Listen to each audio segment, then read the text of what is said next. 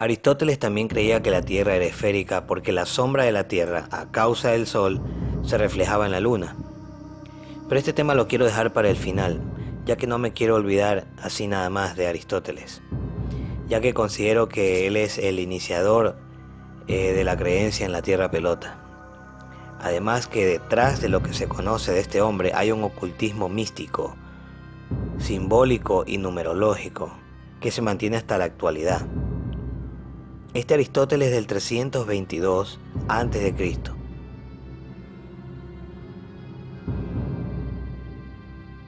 You both were members of Skull and Bones, a secret society at Yale. What does that tell us? Not much, because it's a secret. Is there a secret handshake? Is there a secret code? I wish there were something secret I could manifest. 322, secret number? There are all kinds of secrets, Tim. 322, secret number? There are all kinds of secrets, Tim. You don't need to be a scientist to know that the Earth is round. Con 18 años estudió con Platón en Atenas.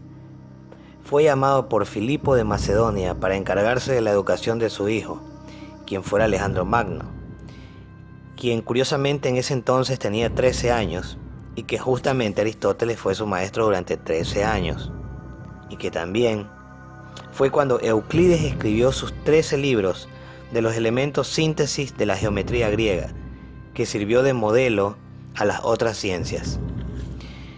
Esto ocurrió en Alejandría y es muy importante, ya que tras la muerte de Alejandro Magno, Alejandría pasó a ser el centro de la cultura griega.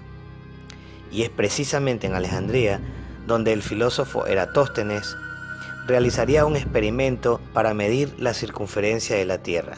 No para demostrar que la Tierra era esférica, porque eso él ya lo suponía. Fue solo para medir la circunferencia de la Tierra. Hubo un tiempo en el que nuestro pequeño planeta parecía inmenso, cuando era el único mundo que podíamos explorar. Su verdadero tamaño fue calculado por primera vez de una forma sencilla e ingeniosa por un hombre que vivió aquí en Egipto, en el siglo III a.C. En aquel tiempo vivía en Alejandría un hombre llamado Eratóstenes. Era astrónomo, historiador, geógrafo, filósofo, poeta, crítico de teatro y matemático. También fue director de la gran biblioteca de Alejandría. Eratóstenes era un científico y su estudio de estos temas cotidianos cambió el mundo. En cierta forma, hizo el mundo. En cierta forma, hizo el mundo. Eratóstenes se preguntaba a sí mismo cómo era posible que en el mismo momento una estaca en Saín no diera sombra y una estaca en Alejandría, que estaba a 800 kilómetros al norte, diera una sombra muy definida. Aquí tenemos un mapa del antiguo Egipto.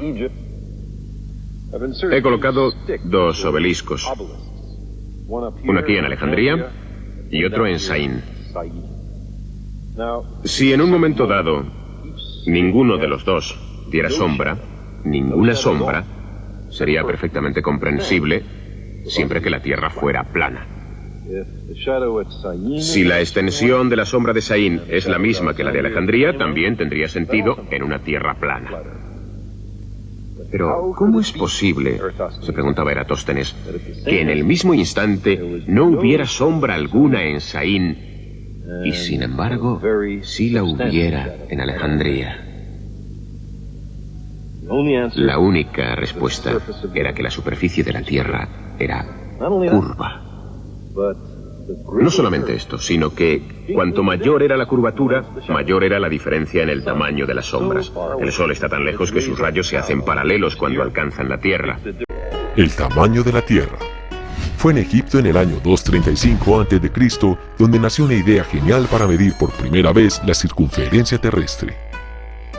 Eratóstenes de Cirene, astrónomo, geógrafo y matemático griego, ideó lo siguiente.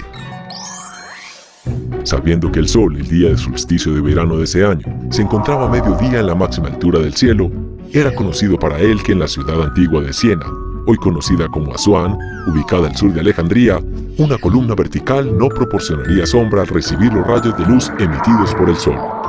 En esta ciudad se encontraba un pozo profundo, del cual, gracias a que el sol se encontraba justo ese día directamente arriba, Eratóstenes observó que la luz solar que ingresaba verticalmente en él se reflejaba en el fondo. Eratóstenes razonó que si los rayos solares se prolongaban en esa misma dirección, podrían llegar al centro de la Tierra, así como cualquier otra recta vertical que se proyectara desde otra ciudad, puesto que Eratóstenes concebía que la Tierra era redonda. Puesto que Eratóstenes concebía que la Tierra era redonda. Eratóstenes se dio entonces a la tarea de hallar el ángulo entre los rayos del sol y la vertical de una columna en Alejandría. Encontró que ésta era de 7.2 grados. ¿Cómo determinó Eratóstenes este valor? Es una excelente pregunta, y actualmente no conocemos con certeza la respuesta.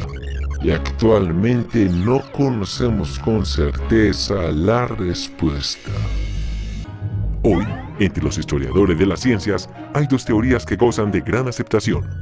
Una es que Eratóstenes calculó la razón entre las medidas de la sombra proyectada por la columna vertical y la altura de la columna, encontrando que era de 1/8, lo cual, usando una tabla de equivalencias con tangente, le permitió encontrar el ángulo buscado. La otra teoría es que Eratóstenes utilizó dos instrumentos de la época para su medición, el gnomon y el escafe, que utilizados juntos le permitieron encontrar el valor del ángulo que forma la sombra con la hipotenusa. Luego, con este ángulo, era sencillo deducir el ángulo buscado por el teorema de la suma de los ángulos interiores de un triángulo. Cualquiera que haya sido el método, lo importante era hallar este ángulo. Si se prolongan las líneas que describen los rayos del sol que ingresan por el pozo en Siena y la vertical de la columna en Alejandría hasta el centro de la Tierra, el ángulo es el mismo que se forma por los rayos del sol y la columna en Alejandría, el ángulo medido. Esto se explica si consideramos los rayos del sol paralelos y la vertical de la columna como una secante. Los ángulos alternos internos son iguales. Eratóstenes llegó entonces a la siguiente conclusión. Conocido el ángulo de 7.2 grados que suspende un arco de 5.000 estadios, distancia que él conocía que había entre Siena y Alejandría, basta con saber que esto equivale a la 50ª parte de la longitud de la circunferencia de la Tierra. Simplemente se divide en 360 grados, que es la medida en grados de la circunferencia terrestre, entre 7.2 grados para llegar a este resultado. La medida calculada por nuestro genio griego es entonces 50 veces 5.000 estadios. Para aquellos que se preguntan a cuánto equivale un estadio, Eratóstenes al parecer usó un estadio cuya medida es de 185 metros aproximadamente. Pero este dato nunca lo sabremos con certeza, y así la exactitud de la medición de Eratóstenes es controvertida hoy.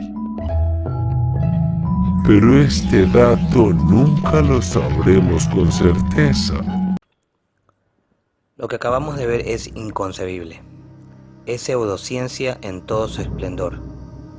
Un verdadero científico no puede partir de supuestos, y Eratóstenes tuvo demasiados. Supuso que la Tierra era esférica. Supuso que el Sol era muy grande. Supuso que los rayos del sol llegaban de manera paralela producto de la distancia. Cometió errores inaceptables como no tomar en cuenta a la atmósfera y sus efectos en la luz. Parece que no sabía el factor atmósfera. Parece que no sabía que esto debe ser tomado en cuenta al experimentar en la Tierra, como si se hablara de un solo cuerpo. O lo olvidó, o no le pareció un factor importante para la ecuación, o no lo sabía. No se sabe, y en la experimentación científica, cuando algo no se sabe, no está bien, no está ni cerca de ser concluyente. En el momento de la experimentación se debe tener presente todos los posibles factores. El agua refracta la luz, en la atmósfera hay mucha agua, por lo tanto la atmósfera refracta la luz. Ni siquiera podemos asegurar que la posición del sol sea la real o sea la aparente. No se puede tomar esta teoría de la medición de la Tierra como acertada, porque está basada en luz refractada. Además, cuando se realiza la publicación de un experimento científico, se debe anotar todos los detalles de dicho experimento. Esto se hace para que el experimento sea repetible por cualquier persona en cualquier parte del mundo. Y en el caso de Eratóstenes no se sabe cómo demonios midió tales distancias, ya que ni siquiera existen originales de su puño y letra, tan solo copias de copias.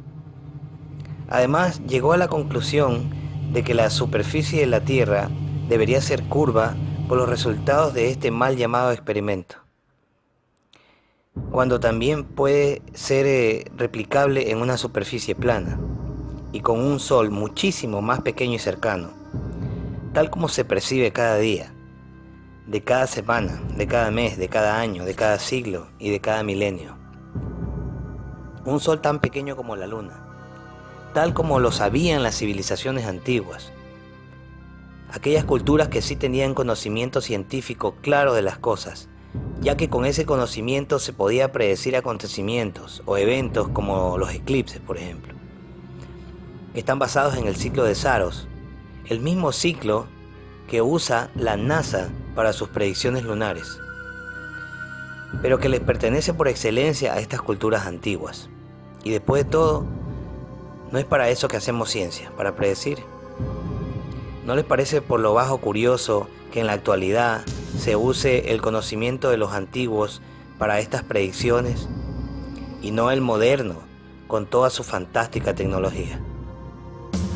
Bueno, si es que existió este Eratóstenes y si es que fue él quien hizo este experimentucho, se equivocó.